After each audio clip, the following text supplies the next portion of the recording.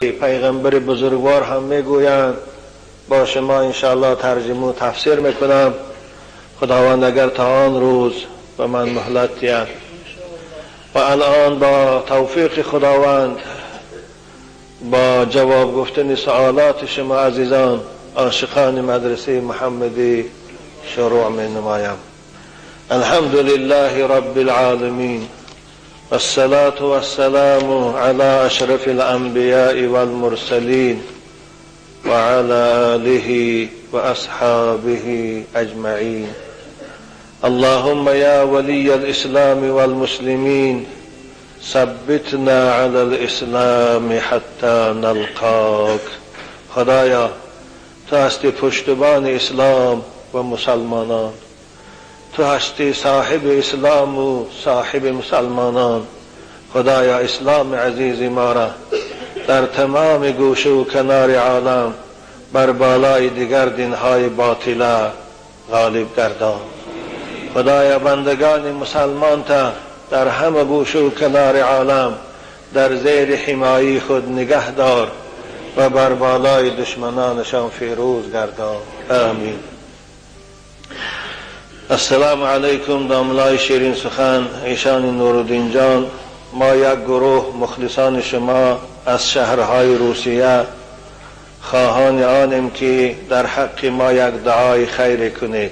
خداوند شما را دادرای عزیز در مسافرت ها سلامت دارد، در کجایی که نباشید رزقاتان فراخ کند و توفیق بندگیتان زائد سازد و با این سوال ما جواب دهید. ما 5 وقت نماز و روزه ماه مبارک رمضان را می داریم. الحمدلله، هزار شکرش و این توفیق دادگیش برای شما که در همان جای فساد، در همون جایی که گناه افتخار است شما عبادت میکنید. خوشا به حال شما جوانای عزیزی که در مسافرت ها خداتان کنترل میکنید.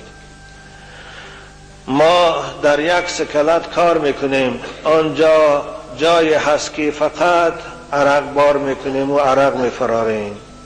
آیا پول او برای ما حلال است؟ جوابش را انتظار هستیم ایشان نورالدین جان. عزیزان من، اگر امکانیت می داشتید در دیگر جا کاری به شبهه یافتن، خوب می شد که دیگر جا کار می کردید. خوب، اما وقتی که آنجا برای شما غیر از این کار قلی‌تری نیست، در اوج همه شرایط شاید نباشد و باز این کاری است که شاید آیلیکش خوب است، شرایطش خوب است، وقتی که شما خودتان نمازاتان خانه از استفاده این مشروبه حرام خودتان نگه دارید، نزد حضرت امام اعظم رحمت الله علیه پولی که در وقتی کار کردن، یعنی بار فراوردن و بار کردن از حساب همون کارخانه میگیرید، برای شما حلال است، باکی نداردین. حضرت امام اعظم رحمت الله علیه یک مسلمان خوش در کافر اجاره موند، یعنی کارگر شود یا یک کافره، برای او خوبانی کند یا برای او عرق مگزینش برد و فرارت بیارد، همون اجارش حلال است یا نه؟ حضرت امام اعظم حلال است میگویند. خوب، اگرچه اهل حدیث مکروه میگویند به خاطری که رسول اکرم در عرق حتی بارکن و بار فرارش هم لعنت کرده هستند، لیکن خود نفس اجاره که این مشروع است، به خاطر این بار کردن و فراوردن او حضرت امام اعظم رحمت الله علیه اجازت دادند. بنابراین عبارت خود عبدالمختار است که حضرت می فرمایند وجاز تعمیر کنیسة و حمل خمر ذمی بنفسه او دابته. و جایز است کار کردن در ساختمان عبادتخانه مسیحی ها یا یهودی ها، و جایز است فراوردن و بار کردن شراب و خمر کافرها، خواه خودش میکنند خواه ماشینش میتیل استفاده میبرند، حضرت امام اعظم اجازت دادند.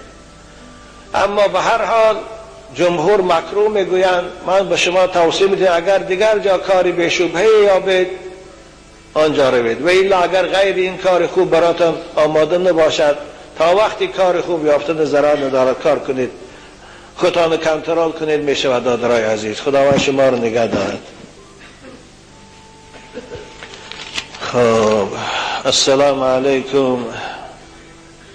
بابا ایشان، ما یکی از مخلصان شما از شهر استراوشن داوطلبان دانشگاه طبی هستیم.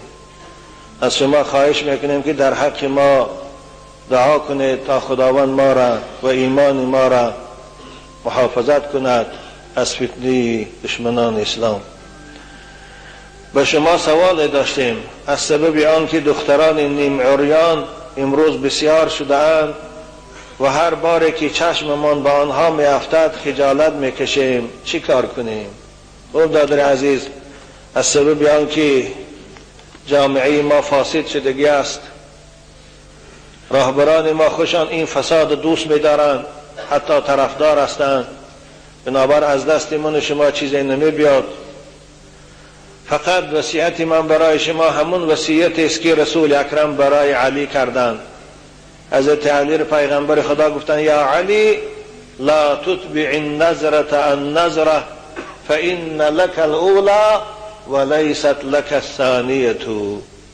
علی گفتند وقتی که در کوچه یگان زنی نامحرم میبینی، چشمت به اختیار به او میافتد، دویم بارو گشته او را نگاه نکن، یرا که به اختیار ناگهانی افتیدن این گناه ندارد، برای تو این مؤاخذه ندارد، اما دویم باره گشته به گشته تکرار به تکرار او را نگاه کردن یعنی این گناه هست. گفتن برای این تو فقط جواب میتی.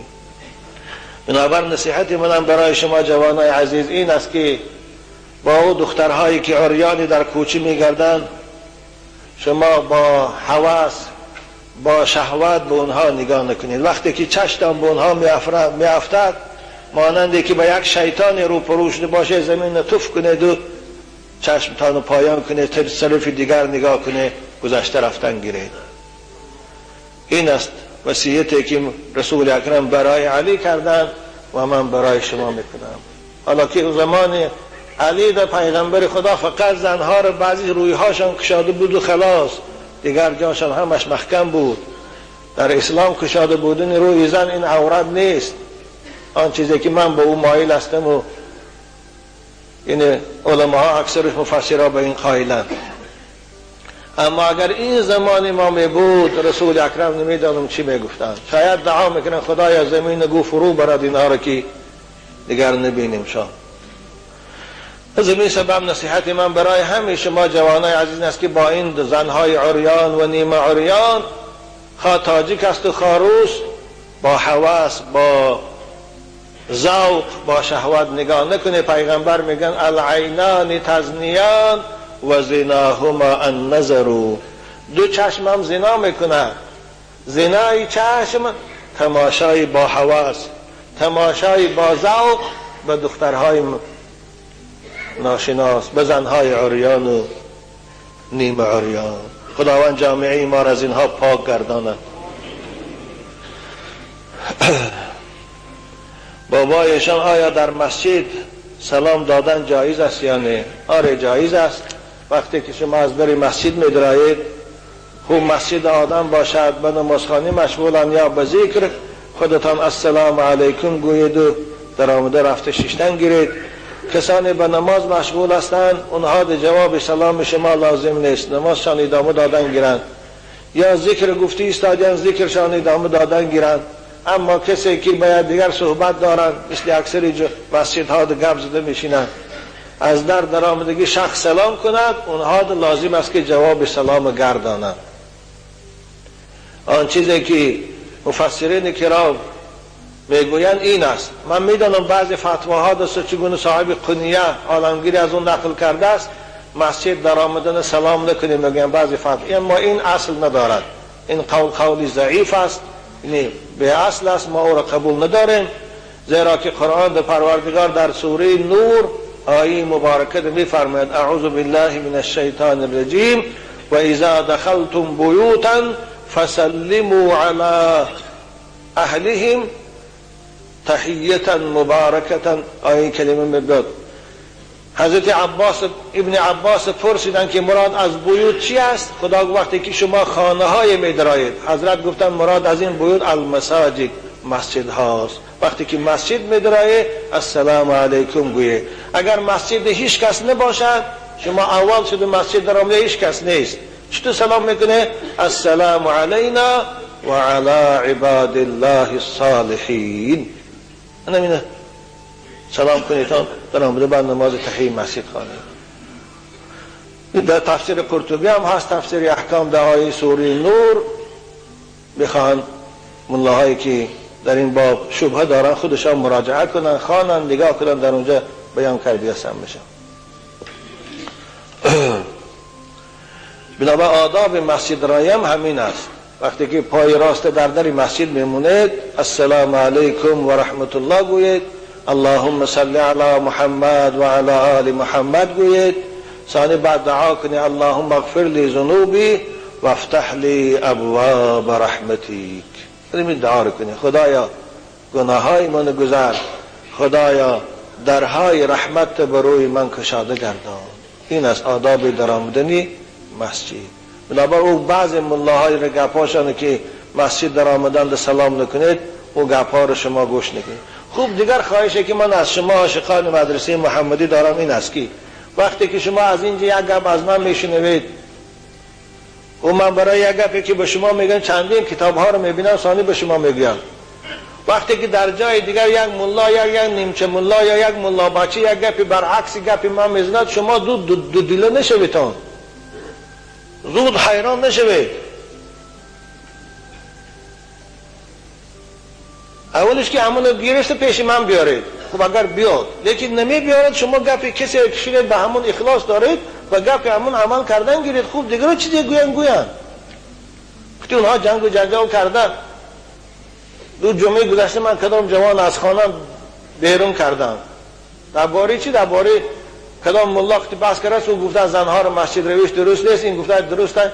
خوب وای بدنش گفته میگرده داخل، وقتی وای جنجال کرده میگردی. میگم ده ها بار از این منبر شنیدی که ما گفتیم، کتابم برآمده بود در محمود ملا محمود جان مقالش هم ده ها بار در این موضوع صحبت دیگه است. اکنون به هر بار آمده پیش من اعصابم خراب کرده میستی تا بچهای خوش رو. یک بار که شنیدید از من قولم یک است، من از قولم هرگز نمیگردم مگر وقتی که دلیل صحیح حدیث صحیح برای من برای حجتی روشن. از این قولم نمیگردم. پرسیده تا حاجت نیست عزیزان من، خدا نگهتان دارد. جوان که روز از خانه او رو بیرون کردن خفه نشود.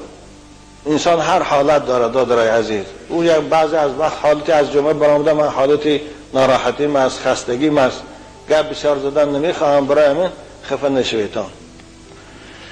بابایشان اگر شخص به حج رفت، به ظاهر شریعت حج یکم بارش فرض بود و خواندن سنت ها از او ساقط، در دفعه دویم و سوم که حج می رود این حج او نفلی است، آیا سنت های نماز را باز ساقط میکند؟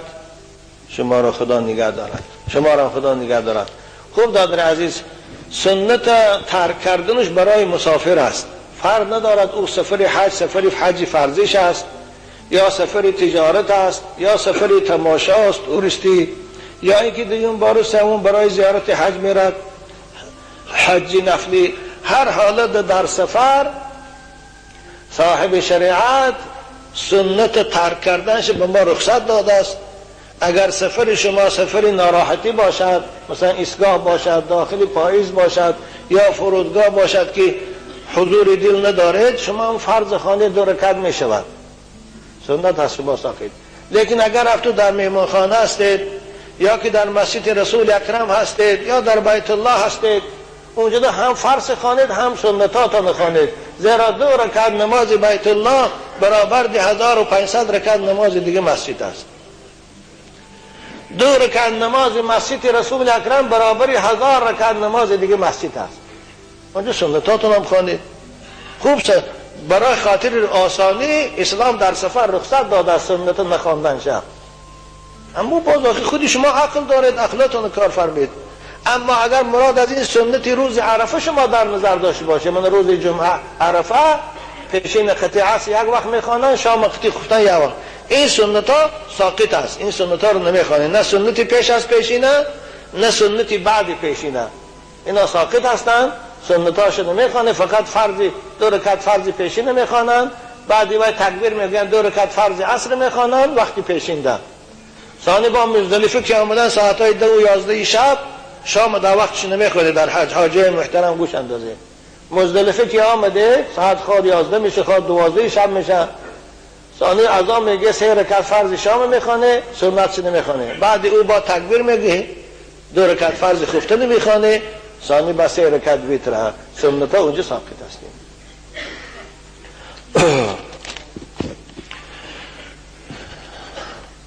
السلام علیکم بابایشان.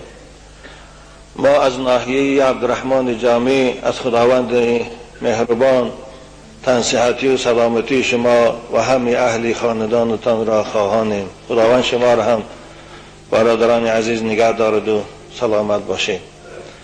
بابایشان می شود که شخص هنگام سفر مبارک حج یا عموما در حیات در حالت بیداری به صحبت حضرت پیغمبر صلوات ربی و سلامه علیه مشرف گردد، درود به او و خاندان او باد. اگر این حالت روی دهد چگونه شخص به این نعمت بی‌بها نائل می شود؟ در آخر به شما و اهل خاندانتان عمر دراز و از خداوند بردباری و محنت رزقی زیاد خواهانیم.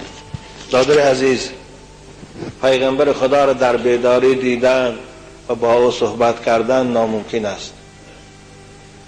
زیرا اگر این ممکن میشد البته اصحاب پیغمبر به او میرفتن صحبت میکردن بعد از مرگ. حضرت عایشه مادر ما همسر عزیزشان بود، میرفت به او صحبت میکرد. در عالم خواب ممکن است دوستای خدا در خواب میبینن پیغمبر خدا را، در خواب به او صحبت میکنن، اما در بیداری این ناممکن است. در این با ما یگان دلیل نداریم در دست. خوب شاید در بعضی روایت ها من در کتاب خواندم، یکی از عالم های زور عالم اسلام امروز در پاکستان هستند، هم مولانا هستند هم مفتیان، در این باب حکایه هم دارند. یکی از دوستای خدا را حکایه میکنن، باباشان از کی است؟ به زیارت رسول اکرم میروند مدینه منوره. پیش از آن که به زیارت رسول اکرم شرایطشان نبود، همیشه در حق رسول اکرم صلوات میفرستادن و سرودهای عاشقانه میگفتن و میگریستند.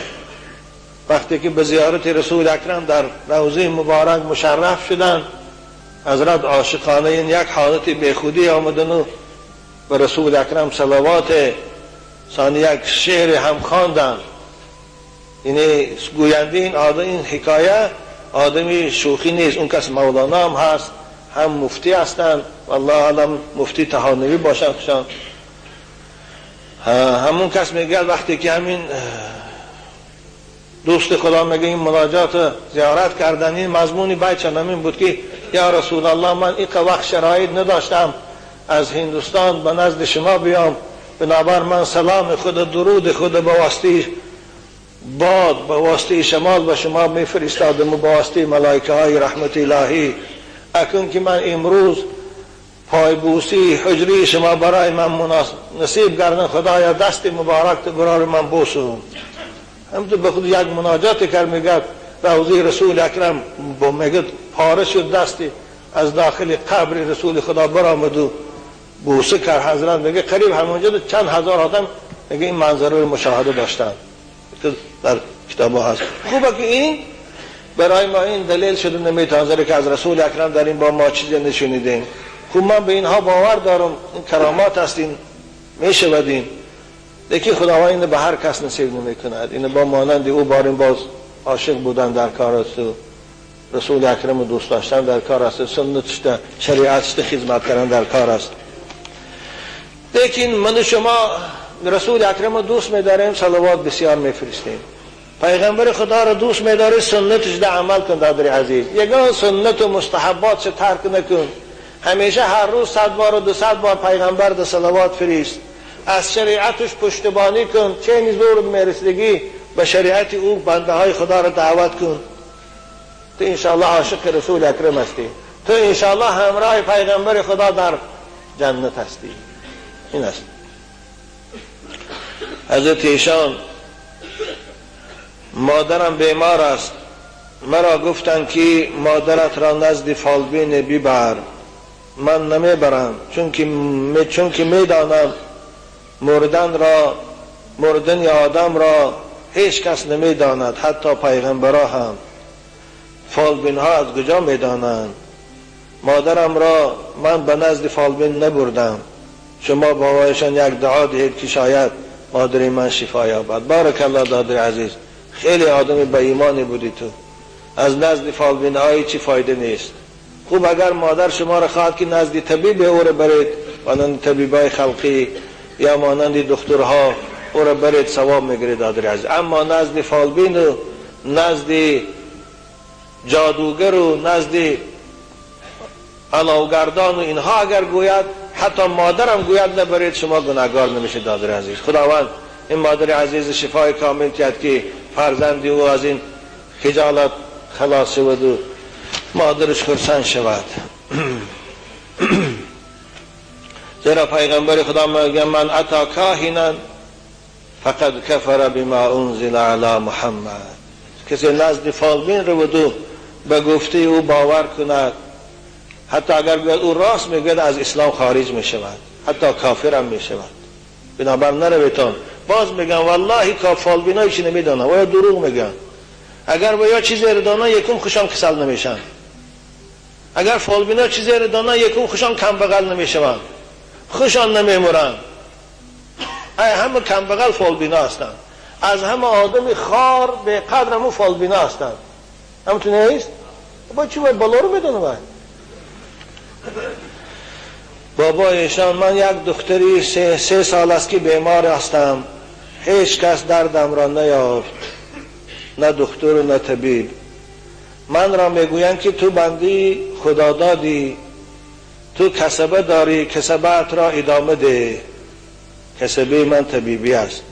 بابایشان من 5 وقت نمازم را میخوانم، من حیا و ستر هم دارم، همین کسبم را دوام دهم یا نه؟ شما چی میگویید؟ خوب خواهر عزیز اسلامی، اگر کسبه شما طبیبی باشد، شما می توانید این کسبه را ادامه دهید. این خواهرای زنهایی که مانند خودتان نزدتان می بیاد با طبیبی فرمیدن، با دوایی فرمیدن، اگر رفتو دعاهای قرآنی می دانید، با دعاهای قرآنی خواندن تبابت کنید، با که ندارد. لیکن به شرطی که همون داروهای طبیبی را الفاظ یا چیز است همون دانیتان. لیکن اگر رفتو هیچی ندانی و بعد جان آدم ها جبر کنی، صورت او بال است خواهر عزیز. نمیدونم شما چی حالت داره، حالت شما رو به خدا معلوم استیم. اگر همون طبیبی شما با آدم ها فایده آورد، از موافق شرع باشد، با که ندارد تبابت کردنش. این هم کسب استیم. بابایشان من مخلص شما از ناحیه فیض‌آباد هستم، 2 سوال دارم جواب گویید. نام من نوروز است. یکم، رفتن زن مسلمان زیارت قبر پدر و مادر جایز است یا نه؟ آره دادر عزیز، جایز است، به شرطی که با آداب اسلامی رود. خوب قبرستان زیارتش برای همه جایز است، خواه برای مرد، خواه برای زن، خواه برای موسفید، خواه برای جوان، خواه برای ایشان، خواه برای ملا، همه جایز است. باید قبرستان رفت، از دیدن قبرستان، از دیدن اون مکان خاموشان باید عبرت گرفت. وقتی که پا به قبرستان میگذارید، باید پیش روی شما بیاد کسانی که شما میشناختید و الان در زیر این توده خاک خواب است، نه صداش میبرد و نه آوازش. از وی عبرت گیرید. رسول اکرم گفتن زور القبور، قبرستان زیارت روی، زیرا زیارت قبر دلهای شما را ملایم میکند. زیارت قبر شما را به یاد مرگ میآرد. زیارت قبر دل غفلت زدی شما را تکان میتید. حضرت مولانا میگه چی سازی سیر نخلستان، گذر کن سوی قبرستان، ببین ای خاک یکدم حال زاری مشت خاکان را. تا کی در طرف خانو کزینا میگردی؟ تا کی در باغ مدنیه تو در توی خانه ها میگردی، بار قبرستان را ببین جورت چگونه پوشیده خاک شده است، ببین پدر مادر چگونه خاک شده است، همسالات و رفیقات چگونه با حسرت خوابند، گنرالا و پالکونیکا. از اونا عبرت گیر. اگر نوبت من است فردا پس الان جنازه که میخوانیم مادری جوانه 5 طفل که خود موند و من خانه قبر میرد حال جنازه میخوانید، از وای عبرت گیرید. برای این فرق ندارد. لیکن باز خواهش میکنم که زنهای مسلمان باید با آداب اسلامی روند. چگونه آداب؟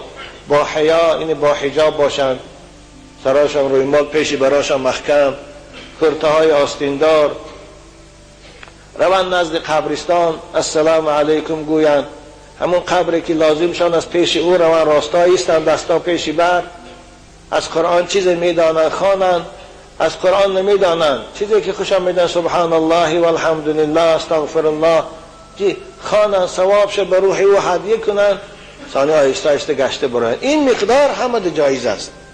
اما قبرستان رو پیش قبر شینی گریه کند، یا قبرستان رو بالای او نکچه زند، یا قبرستان رو گرد او 7 پیشتاو کند، چگونه مولانا رو خانی کعبه کردن گردش 7 پیشتاو میخورند. این حرام است. اگر کسی در گرد مولانا 7 پیشتاو میخورد و کافر است، زیرا طواف فقط در خانه کعبه درست است.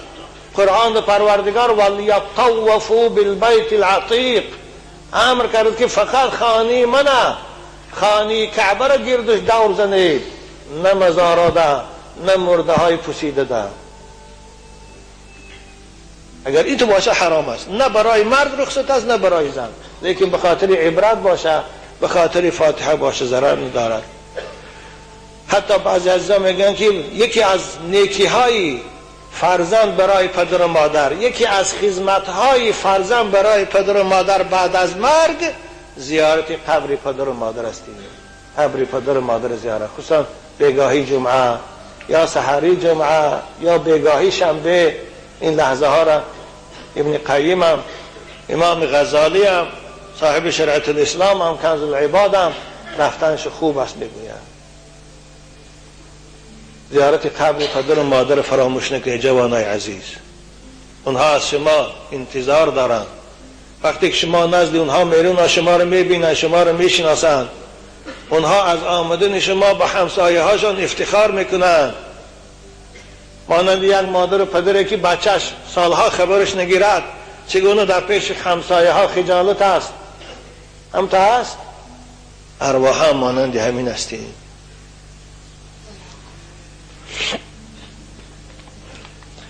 بابایشان من 5 وقت نمازم را با جماعت میخوانم، عائلم قرآن خوان است، خودم نه. آیا درست است که در نزد عائلم سبق گیرم؟ آره دادر عزیز، نور علی نور میشه. پیش سبق گیر، روزانه که سبق گیر، با اون کار برد وای ضرر ندارن، وای هم سبق حسابه. شما شب وای سبق تیه وای رو شما رو سبق تیه به طرف خرسند شوید. بسیار خوب میشه دادر عزیز خوانید. این فرق ندارد پیش هر کسی میخونید. من برای این گپ گفتم کدام روز یک آدم ساده اما مکتوب نوشته است که کدام ملا گفته است که اگر کسی پیش زنش بخونه، این قرآن خوان در پیش زنش خانه ملا شود، دیگه حق نداره که او زنش همخوابگی کنه و استاد میشه. رو تو سیاه کاری گفتم خود هم ملا تن ضرر نداره بچه خوش رو خان خدا نگه، لیکن استاد کشی حرمتش کن. بسم الله الرحمن الرحیم. بابای داملا در اسلام نماز قضایی خواندن جایز است یا نه؟ آره عزیزی من، جایز است. نماز قضایی فرض است، مثل نماز وقتی باری. وقتی که از روی نادانی نماز قضا کردیم، یا خواب ما برد و خستیم نماز قضا شده است، یا فراموش کردیم و نماز قضا کردیم، این صورت خواندنی او فرض است. اگر کسی قضایی را درست نیست بیاد نخواند و از ایمان جدا می شودیم. بنابر او کتاب هایی که نماز قضایی درست نیست میگویند، اونها کسانی هستند مؤلفاشان خدا رحمتشان کنه که به نماز و یا کافر میگویند. زمان عثیمین و تیمیه و خدا رحمتشان کنه البانی و یا به نماز کافر میگویند. بنابر همون روز که نماز خوان شد میگن اکنون همین نوع مسلمان شده است. از وی پیش وی کافر بود، بنابر وی قضایی ندارد. اما جمهور علما خدا رحمتشان کنه به نماز کافر نمیگویند. وقتی که قصداً نماز انکار نمیکند وی کافر نمیگویند، وی فاسق است. بنابراین تا آدم نمازهای قضاییش باید خواند. چند ساله که دارد آهسته آهسته خوانده بیاد، شماره نمازها را از گردنش ساقط کند، برای گناهگاریش که نماز قضا کردن گناه کبیر است از خداوند استغفار طلب کند. یعنی آب دیده کرده سحر یکا مناجات کنه، گویا خدایا من این قسال نماز نخواندم، به جانم جبر کردم، گناه های من گذر، استغفار کنه. بنابراین او گپی کسانی میگن که نماز قضایی ندارد، من باز میگن گپ اونها رو گوش نکنید. گپ اونها گپی معتمد نیست. خوب اونها هم البته با خودشان سند دارن، لیکن آن چیزی که جمهور قائلی به آن است نماز قضایی دارد. عزیزان من، عرق مکروه است یا حرام؟ برادر عزیز، عرق حرام است. کسی او را حلال میداند کافر میشود. کسی او را شفا گوید او خطا کرده است. کسی گوید که او برای انسان فایده دارد، این هیچ فایده ندارد. آره فایده او را قرآن بیان میکند، همین یک لحظه شادی است. اما با و اسمهما اکبر من نفعهما، قرآن میگه فایده او اندک است اما ضرر و زیانش بزرگتر از فایدهش است. قرآن خودش اینو میگه. بنابراین کسی میگه که عرق فایده داره و خطا هست. فایده او هم یک لحظینه است. شاید فایده او برای عرق سازا همین بایگری دروزی دنیاست. عرق میفروشن بای میشن، مثل عرق فروشایی که حالی میلیاردر شدیان، فقط دو روزه دنیا دو بایگریشان خورسندیشان داره. اما همون روزه که جان از بدنشان برآمد این پولها رو چکی سرشان زده میگیرن، به این پولها بدنشان داغ میکنن. این پول حرام است. از این پول خیراشون هم درست نیست، از این پول زکات هم دعوی درست نیست، از این پول توی هم کنن حرام است، از این پول مسجد هم کنن در اون مسجد نماز حرام است. حالا با قیامت در اون طرف ایستاد. و اسمهما اکبر من نفعهما، گناهی عرق و قمار بزرگتر است از فایدهش.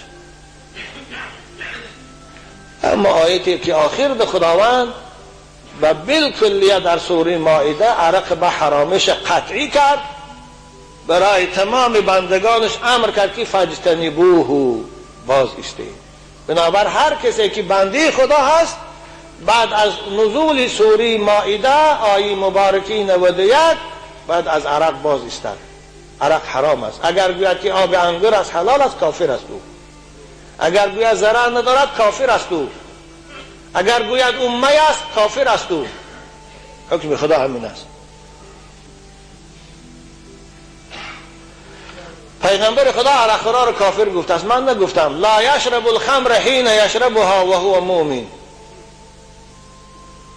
پیغمبر خدا فانها ام الخبائث، عرق مادری تمام پلیدی ها گفتیان. حکومت ما حکومت دنیوی است گفته، قانونهای ما قانونهای پارلمانی است گفته، ما حق نداریم حکم خدا رو پنهان کنیم. ما حکم قرآن و حکم اسلام میگوییم. کسی که پیروی پارلمان است کاری خوش کردن گیرد. ما برای مسلمان ها میگیم مسلمان باید احتیاط کنند. در که این پارلمان ها این حکومت دنیایی ها هیچ کدام در قبر به اونها فایدهش نمیرسد. هیچ کدام این روز قیامت حجت نمیشود. عرق خورا گویند خدایا دولت ما دنیوی بود بنابر ما عرق خوردن مجبور بودیم. این سند نمیشود. آنی با بارگاندن کاییز پرسیز گفتیم مزبک این عرق خورا ولی خشان تسلی دادن گیرن به سبب منصبای دو روزشان چنان مغرور میشن خیال میکنن که چگونه دنیا در اختیار مونه 4 ملیسه کتی قبرم در اختیار ماست. خیال میکنن که قیامت هم در اختیار من. نه عزیزی من، فریب خوردی استادی. تو در همین منصب بود همون روزه که از کار فرمانی گرفته بود برآمد قدر نداره دیگر. حالا که اون طرفش ایستاد.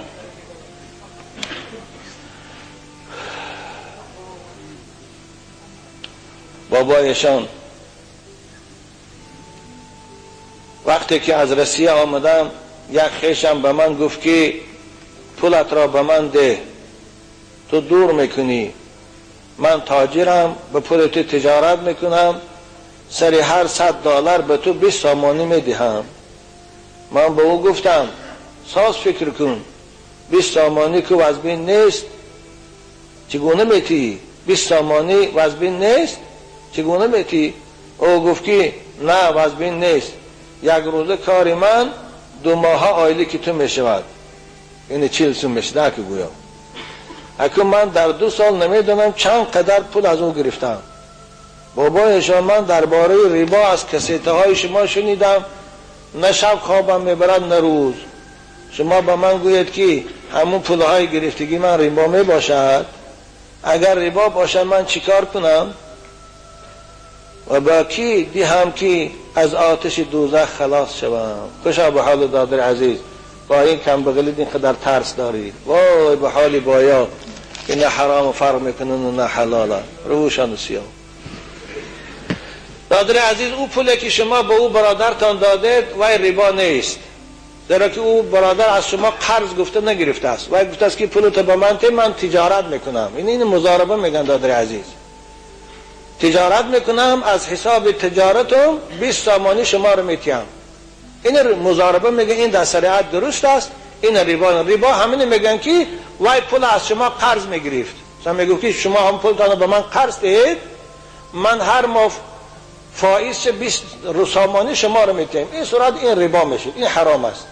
اما وقتی که وای تجارت میکنم گفته امانت گرفته از پول شما را، بنابر همین یگان چیزی که شما رو میتید وای ریبا نیست، وای شما ده حلال است، بنابر هیچ خوفه. فقط همین قدر بود که باید شما پیشکی معلوم میکردید.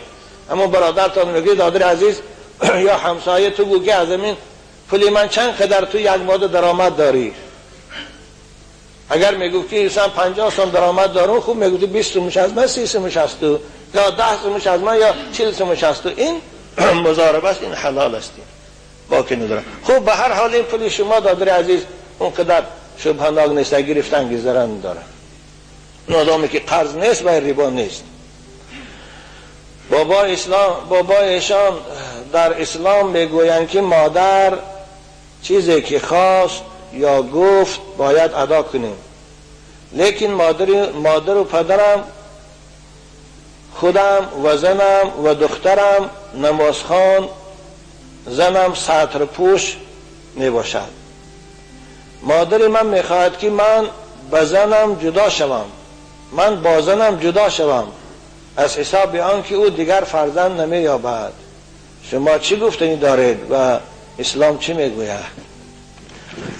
دادر عزیز، اگر شما مصلحت من قبول کنید و آنچه حکم اسلام است من به شما گویم، شما در این باب مادرتان گپش نگیرید. آدمی که زنی شما عیال با ایمان است، با حیاست، نمازخوان است، الحمدلله شما دخترچه دارید، وقتی که مادر شما رو میگه که زن تسرته، در اینجا اطاعت مادر برای شما واجب نیست. در فتاوای محمودیه در جلد 3 کتاب طلاق یک سوال دارد.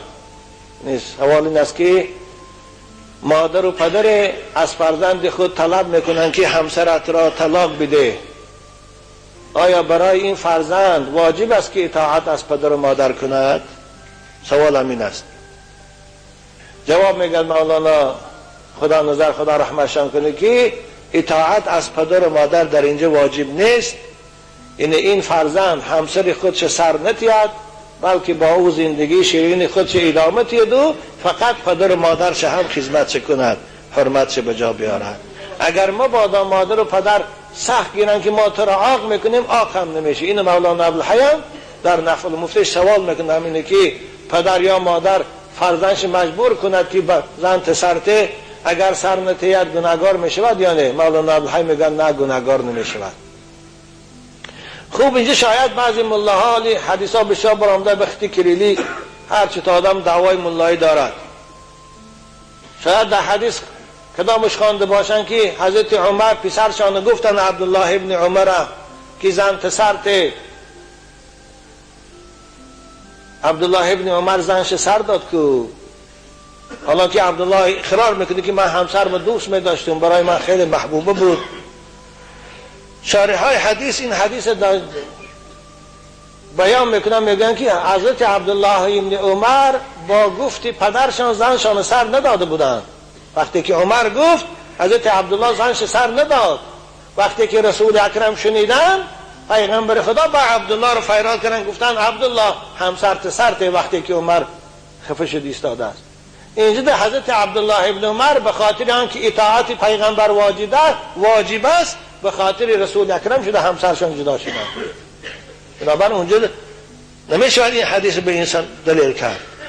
خوب به هر حال ما از شما دادر عزیز خواهش میکنم که همسرتان رو ناامید نکنید، زندگیتان رو تلخ نکنید، اون دخترچه‌تان و اونها را محتاج نکنید. خدا خواه انشاءالله پدر و مادر با روزه این خطایشان رو میفهمند باز راضی میشوند، لیکن شما همراه کلین کوشش کنید اونها را خدمتشان کنید، در حقشان احسان کنه، خدا خواه ثواب میگیره. کنه اونها را خدمتشان کنه، در حقشان احسان کنه، خدا خواه ثواب میگیره. دادر عزیز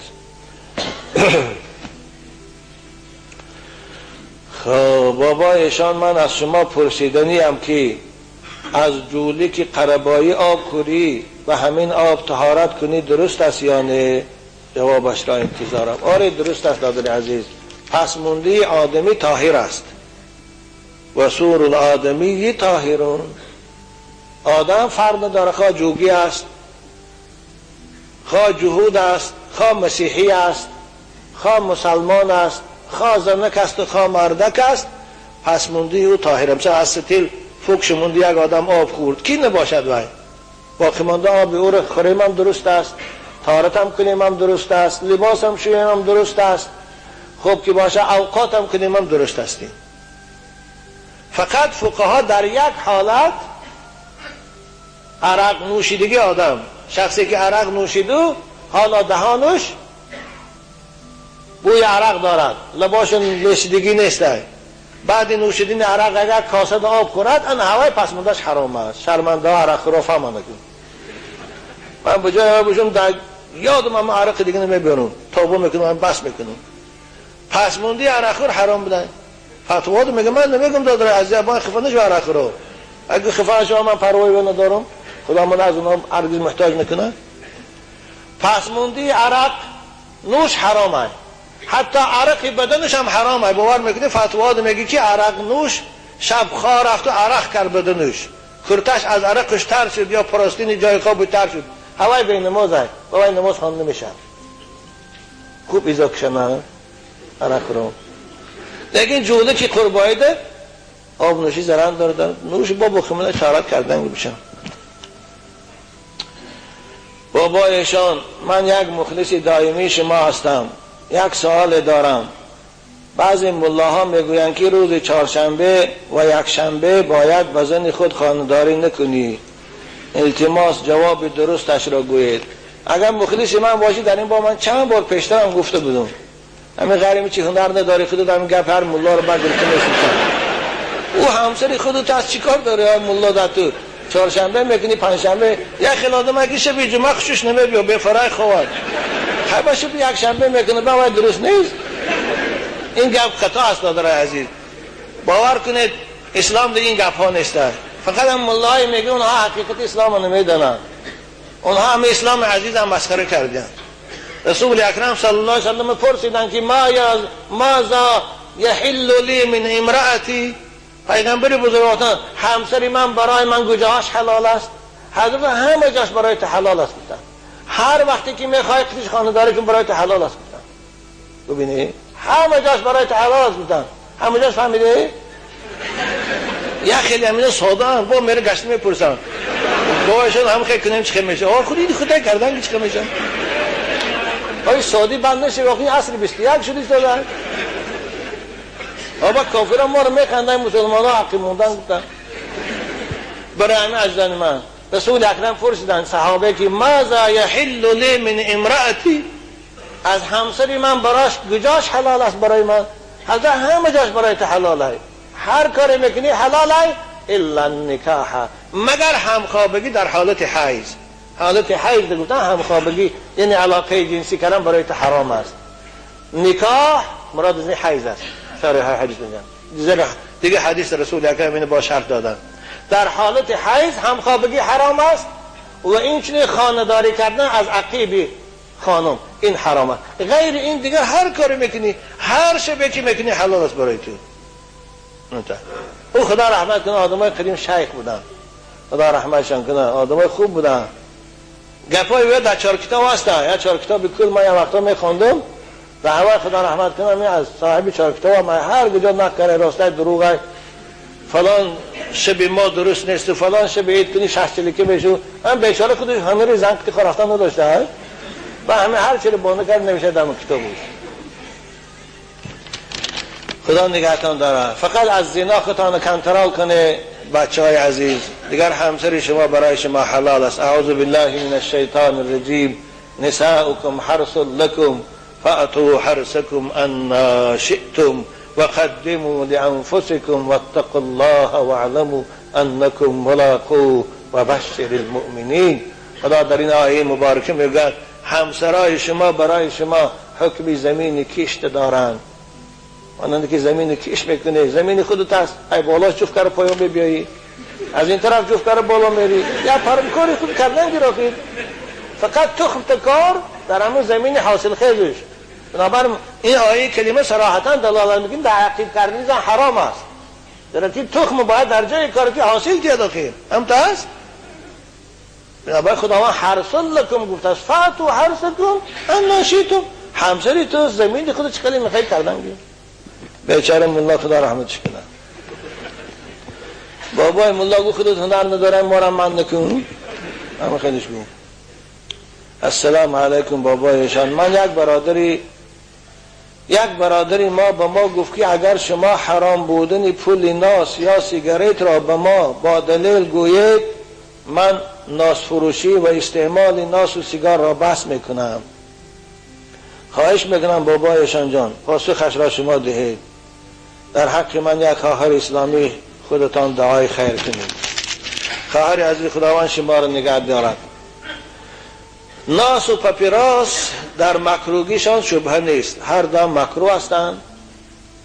زیرا یکم مکروگی سببش این است که بدبوی هستند، دهان بدبوی میکنند. هر چیزی که بدبویی دارد مانند پیاز خام، مانند چسلاک، مانند راشک، مانند کرفس، اینها مکروه هستند استفادهشان. ناس هم از سبب بدبویش مانند اوست، بنابر مکروه است. پاپیراس هم از سبب هم که بدبو هست مانند اوست مکروه است. دویم در این رسول اکرم حدیث دلیلش است. خواهر عزیز به او کسی که به شما این گپ گفت از رسول اکرم فرموده هستند ان الملائکه تتعزى مما يتعزى منه الناس. حدیث بخاری رسول اکرم ملائکه های خداوند آزار می‌یابند از هر چیزی که مردم آزار می‌یابند. چگونه از بوی چسناک و پاپیراس و از نوعی پیاز خام و دیگر آدم های در پالود بودگی آزار میابند نفرت میکنند، ملائکه هم نفرت. هر چیزی که سبب نفرت ملائکه ها شود او مکروه است. این یک. دوم اینکه در ناس و پاپیراس اسراف است. اسراف یعنی شما گویا همون پولی که برای ناس میکشید یا پاپیراس میخرید همون پول شما در آب میپرتایید. خداوند اسرافکارا رو دوست نمیدارد. ان المبذرین کانوا اخوان الشیاطین. قرآن پروردگار میگه که اسرافکارها برادران شیطانند. بنابر شما وقتی که یک سوم یک پشکه پاپیراس میگیرید میگه گویا همون یک سوم شما دو سوزاندید در آب پرتافتید. بنابر این مکروهیش شبهه نیست، اما حرامش گپ است. آیا پاپیراس حرام است یا نه؟ امروز عالم اسلام جمهور علما اجماع دارند بر این که پاپیراس حرام است.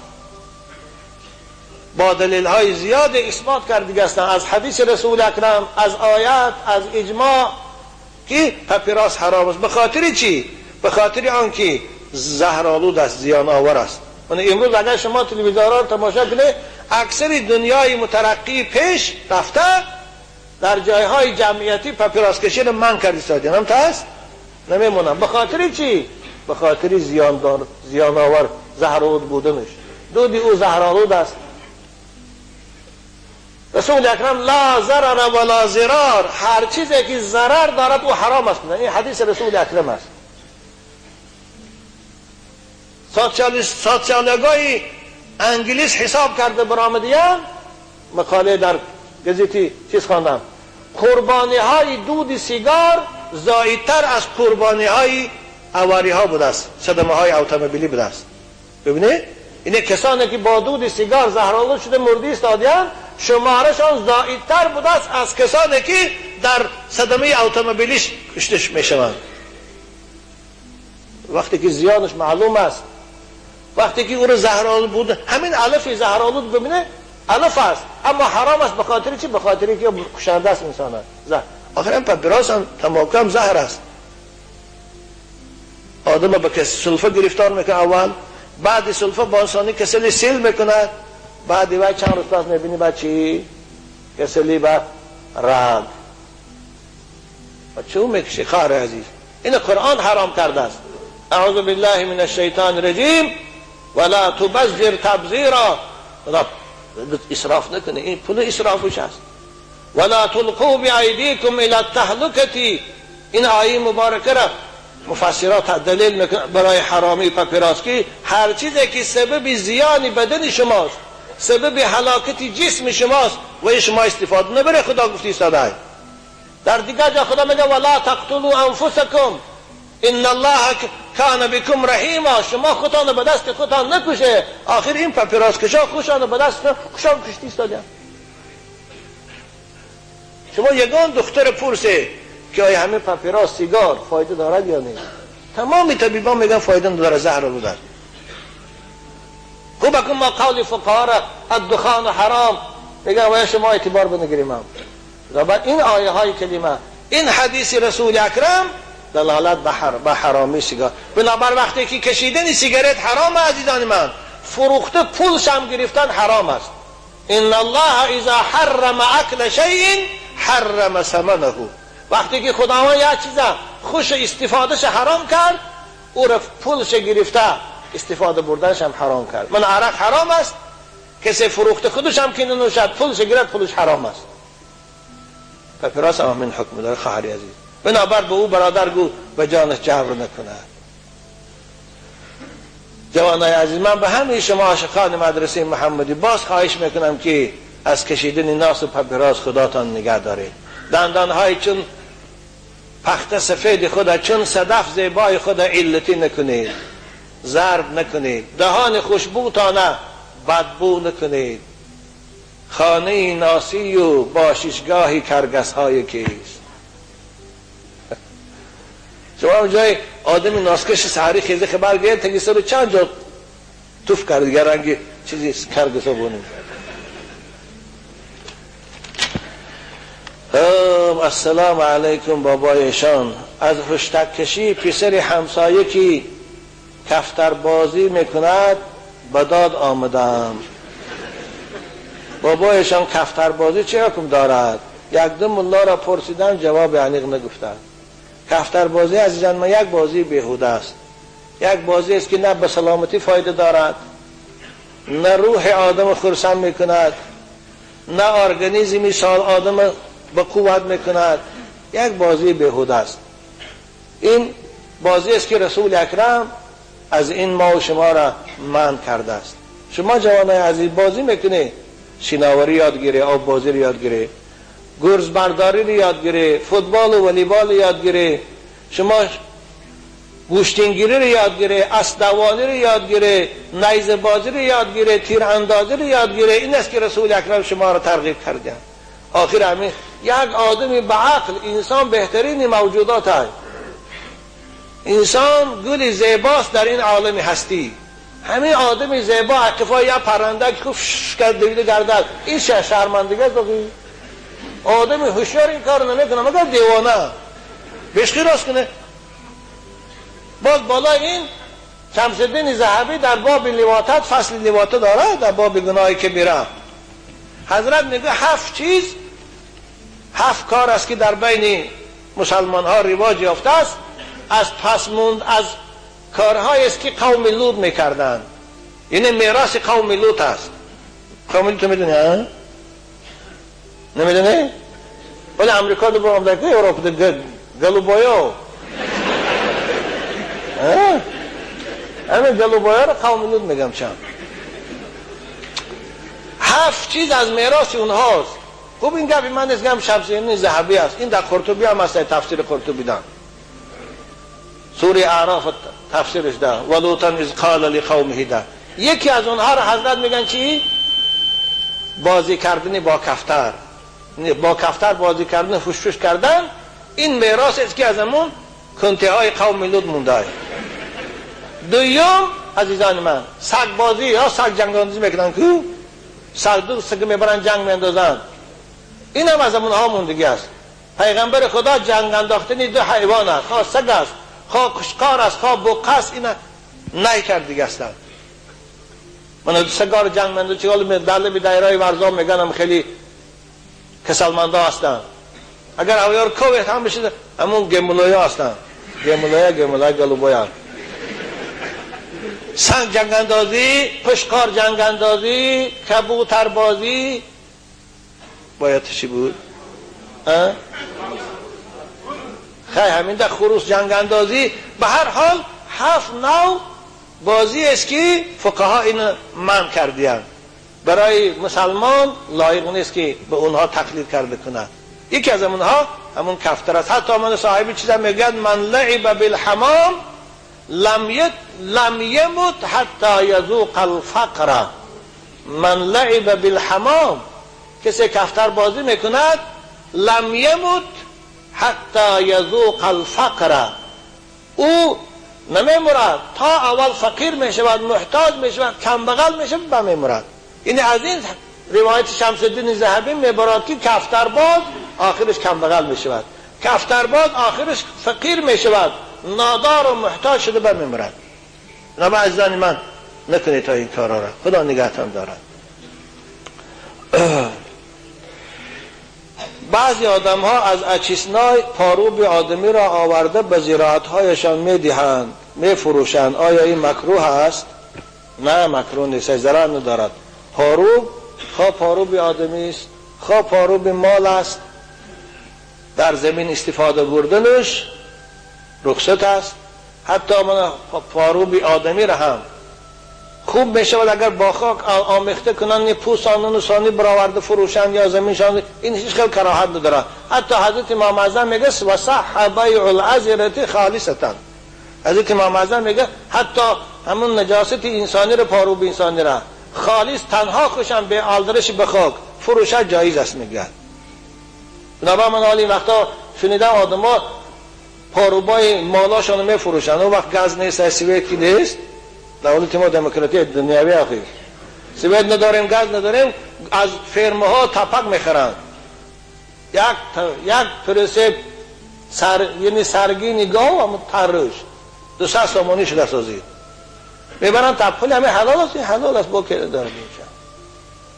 برای همین از یک آدم حاجت خانهش پر شود، ثانی همون دم تیدو دیگه جا حاجت خانه کسر بعد 1 سال ثانی پسانده پس برار زمیناش پرتیت با که نداره حلال است، حاصلی که از او زمین میگرد با. این در کتاب کراهات هم هست، کسانی که مختصر خانه شهر بخواه هدایه خودشان نگاه کنند. دادر عزیز حتی به شما باز روشنتر کردگی، من یک آدم حاجت خانهش پر شده است، از حاجت خانهش همون نجاست برآمده میرد، پیشاب برآمده میرد، از جویباری زمین ده میرد، زمین که گندم کاری است یا کتشکی کاری است، آب هوای همونجا ده میرد. آیا همون حاصل زمین درست است یا نه؟ حلال است، هیچ خیل باکی ندارد. بابا ایشان چشم زدن، چشمی زخم راست است یا نه؟ این چشم کردن راست است دادر عزیز. چشم العین حق، چشم کردن این حق است. رسول اکرم گفتن ان العین لا يدخل الرجل القبر والجمل القدر. چشم است گفتن که بسیار آدمای زیبا را داخل قبر میبرد. چشم است گفتن که بسیار مالهای زیبا را دیگده می اندازد. بنابراین چشم حق است. وقتی که شما یگان چشم آدمی در نظرتان خوشرو از پیشتان براد، او همسایت از خواب، بچت از خواب، ماشینت است، به خاطر آنکه همین چشمت به او سرایت نکند، شما در حال چی گویید؟ ماشاء الله گویید یا سبحان الله گویید. خدا خواه چشم سرایت میکند. یا مثلا شما خودتان لباس زیبا پوشیده برآمدید، آدم بسیار شما را تماشا دارند، همین حالت لا حول ولا قوت الا بالله گویید، خدا خواه چشم دیگر را سرایت نمیکند به شما. قرآن در سوره نون آید چشم بد خداوند یک آیه دارد. اعوذ بالله من الشیطان الرجیم و این یکاد الذین کفروا لیزلقونک بابصارهم لما سمعوا الذکر و یقولون انه لمجنون و ما هو الا ذکر للعالمین. اصل سبب نزول آیات بعضی مفسرها میگویند برای آن بود که یهودی های بدبخت منافق های مدینه خواستن پیغمبر خدا را چشم کنند. خداوند پیشگی پیغمبرش به خبر داد، بنابر همین آیه کریمه را کسی نوشته در بدنش نگه دارد، یا ای که نوشته در کاغذ آبش خورد، یا ای که نوشته همین کسی خواند در بدنش کف کند، خدا آخر چشم بد سرایت نمیکنه، چشم نمیرسد، چشم حق است. حتی در زمانهای قدیم کسانی که چشم بد خیلی مشهور بودند، حاکم ها اونها را از خانه بیرون برآمدن نمیموندند. از تفسیر روح البیان سوره نون نگاه کنید تا زمانهای پیش ده حکومت های اسلامی ده دورای خلافت ها ده کسی اگر چشم بد داشت خوف مال ها را هلاک کردن و آدم ها را کشتن هم تو حد میرسید و دیگه از خانه برآوردن نمیموندن، ماهانش میدادن، تامین روزگارش میکردن و از حولش اجازه نمیدن بیرون براد که دیگران زیان نرساندن. بنابر رسول اکرم حضرت امام حسن و حسینی که خیلی زیبا بودند هر سحر براش همین دعا رو میخواندن، اعوذ بکلمات الله التامات من شر کل ما، همین برای چشم میخواندن. دوامش دعا من عین لامه دارد، اعوذ بکلمات الله التامه من شر شیطان و هامه و من عین لامه. حدیث در رسول اکرم برای چشم میخواند. بنابر همین باز میگویم که وقتی که لباسی زیبا میپوشه یا ماشین خوشرو میخرید یا اینکه خانه خوشرو دارد، همیشه همین کلمه لا حول ولا قوة الا بالله العلی العظیم خوانید. یا اینکه یک برادرتان میبینید همین چیز خوشرو را یا بچه خوشرو را که میبینید به خاطر که چشم نرسد در حال سبحان الله ماشاء الله گو، خدا خیر دیگه چشم دعوت شرایت نمیکنه. اما بعضی آدم میگن آدمی چشمدار جنازه کنه کدام در یک جشنی آدم یا مصیبت همین سوال داد منه که با عایشه میگن که آدمی که چشمش گنده باشه به خاطر دفع چشمش و یه دخاب و جنازه کردن در کار. خیلی مردم دخابش نه قپ دست و پاش بنده تابوت کنشه جنازه خانه بزوری و همه میترسه گفتون چشکی داشته باشن. الله رحمت کنم. خب بابایشان به سوال من حتما جواب دهید. یک رفیقم در پیش من ناس کشید و طهارت نکرد، نماز شام بود. من گفتم طهارتت شکست و گفت که به من می شود. بابایشان جواب شما چی است؟ خوب دادری از اگر ناس گرم کنه آدم این خیال اندکک برد یا که یک حالتی اندک خورسندی براش بیارد به اعتبار طهارت میشکند. در که رسول اکرم نهی کردن، نه رسول الله صلی الله علیه و سلم ان اکل کل مسکر و مفتر. اگر رفتون لیکن هیچی نبرد، هیچی مثلا خیالتان پریشان نکند، فکرتان ویران نکند، هیچی یک خاک بارین دادن عادت کردگی باشی، این صورت طهارت نمیشه. زیرا که طهارت از چی میشکند دادرای من؟ آخه شریعت به اختیار من و شما نیست. طهارت از چیزی میشکند که از بدن بیرون براد. الوضوء مما خرج. طهارت واجب میشه از چیزی که از بدن خارج میشه، خون، زرداب، یعنی نجاست، اینها طهارت باد. اما وقتی که شما اگر خاک و خاک در زیر زبان میپرتید و هیچی، لیکن اگر برد طهارت میشکنه. لیکن بنابر باز میگم دادرای عزیز، البته ناس طهارت شکستنش ما دلیل نداریم، بنابر نمیگیم ناس میشکند، اما روزه رو میشکند، با روزش هم به همین قیاس نکنید. اما از همه شما باز خواهش میکنم که دادرای دهناتان حیف نکنید، زباناتان و دنداناتان علتی نکنید، دهناتان بدبوی نکنید. مکش ناسه کی باول است. حضرت باولی میگه که ناس حکم پیشاب داره، میگه نکش، میگه خودت جمع نکن. خوبه که وقتی ما هم با پایان رسیدیم، چند سوال دیگر مونده بود است. خدا خواهد با جمعه آینده ناش جواب میتیم. یک سوال تعجیلی است. السلام علیکم بابایشان، از شما خواهش میکنم به سوال من جواب دهید. بعضی آدم ها میگن که صلات مسعودی از صحیح بخاری افضل است. شما چی میگویید؟ نه دادر، این گپ خطا است. بهترین کتاب ها بعد از بخاری، این قرآن صحیح ترین کتاب صحیح بخاری است. او همه سخنای رسول اکرم است.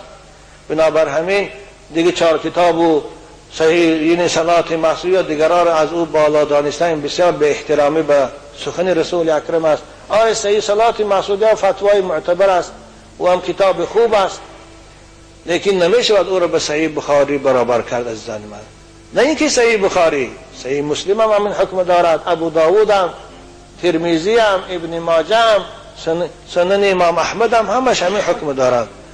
وقتی هر کتابی که در وی سخن رسول اکرم است با سنداش، او خیلی معتبر کتاب است عزیزان من.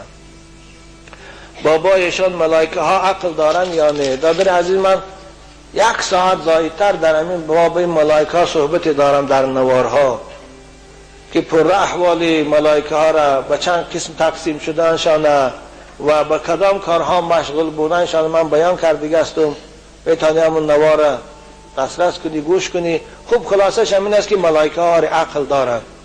ملائکه ها خداوند آفریده است مخلوق نورانی که اونها از خوردن و آشامیدن منزهند، اونها از علاقه جنسی منزهند، اونها را مرد و زن گفته نمی شود، اونها مشغول به تسبیح پروردگار هستند، اونها مشغول به خدمت پروردگار هستند، اونها را خلاصی تاجیکی گویم این زمان تا موافق اونها قوه های مسلح پروردگارند که اونها هم به گروه ها تقسیم میشه که قوه های مسلح دولت ها به گروه ها تقسیم میشوند، بعضیش اینویده و بعضیش KGB و بعضیش سرحدبان و بعضیش اینوی، اونها هم به این گروه ها تقسیم میشوند. هر کدامش وظیفه خودش اجرا میکند، یک جای با وظیفهش تسبیح پروردگار میگویند. اونها لحظه در فرمان خدا تقصیر ندارند و مانند قوه های مسلح این دنیا باریم به حکومتاشان خیانت نمیکنند. مثل من پرویز مشرف به حکومتش خیانت کرد و پادشاهی را زده گرفت، نواز شریف هم حسرتی گشته. خواب که باشد اونها عقل دارند لیکن شهوت ندارند. مثلا انسان هم عقل دارد و هم شهوت. حیوان شهوت دارد و عقل نه. ملائکه ها عقل دارد و شهوت. بنابر انسانی که عقلش بالای شهوتش غالب باشد، موافق به عقلش رفتار کند، زندگیش موافق به تعلیمات الهی و قرآنی کند، مقام این از مقام ملائکه ها بلند است. خب در این باب صحبت مفصل دارم اونجا گیرید، اکنون صحبت خود در اینجا من به پایان میرسانم. از پروردگار مهربان برای عزیزانی که مکتوب ها را برای من روانه کردند و این شخص سبب کتاب بینی من شد، خداوند به اونها اجر جزیل و ثواب طالب علمی و سامعین نصیب سازد. در این لحظه های نزول رحمت و اجابت دعا یک جای از همه شما خواهش میکنم به خاطر حاجیایی که سفر مبارک کردن از این جمهور ما و انشاءالله کردنی هستن فردا و پس فردا و پس فردا، یک جای دعا کنید، زیرا آنجا بسیاری از حاجی آمدگی هستن به امید دعا کنید. پروردگارا یا حی یا قیوم یا بدیع السماوات والارض یا ذا الجلال والاکرام لا اله الا انت برحمتك نستغیث. اللهم اجعل حجهم مبرورا وسعيهم مشكورا وذنبهم مغفورا. اللهم أنت الصاحب في السفر وأنت الخليفة في الأهل والمال، استودعهم الله الذي لا تضيع ودائعه. خدایا همه زائران خانه خود من به تو امانت می سپارم. خدایا اونها را بعد از انجام سفر حج، بعد از ادای عبادت حج سلامت به نزد خاندانشان بازگردان. آمین یا رب العالمین. جمعه دیگه ان شاء الله سوال و جواب میشد.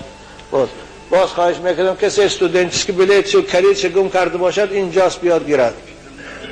جنازه خدا کنم. من نمازی که خواندم جنازه است، خواهش میکنم زیارت بعد جنازه میکنیم.